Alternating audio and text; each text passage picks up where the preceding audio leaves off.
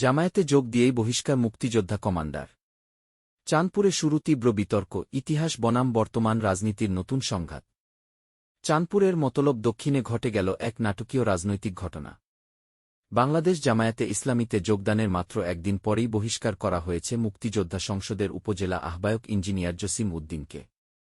মুক্তিযোদ্ধা সংসদ বলছে, ১৯৭১ সালের স্বাধীনতা যুদ্ধের বিরোধী রাজনৈতিক দলে যোগ দেওয়ায় গঠনতন্ত্রের ধারা অনুযায়ী এই সিদ্ধান্ত নেওয়া হয়েছে। অন্যদিকে জসিম উদ্দিনের বক্তব্য, তিনি কোরআন সুন্নাহভিত্তিক রাষ্ট্র ব্যবস্থার প্রত্যাশা থেকেই জামায়াতে যোগ দিয়েছেন। এই ঘটনা নতুন করে সামনে আনছে বাংলাদেশের পুরনো রাজনৈতিক বাস্তবতা। মুক্তিযুদ্ধের চেতনা বনাম আদর্শিক রাজনীতির সংঘাত। বিশ্লেষকরা বলছেন, একজন মুক্তিযোদ্ধার জামায়াতে যোগদান শুধু ব্যক্তিগত রাজনৈতিক সিদ্ধান্ত নয়, এটি দেশের রাজনৈতিক সংস্কৃতি ও ইতিহাসের বিতর্ককে আবারও উস্কে দিল।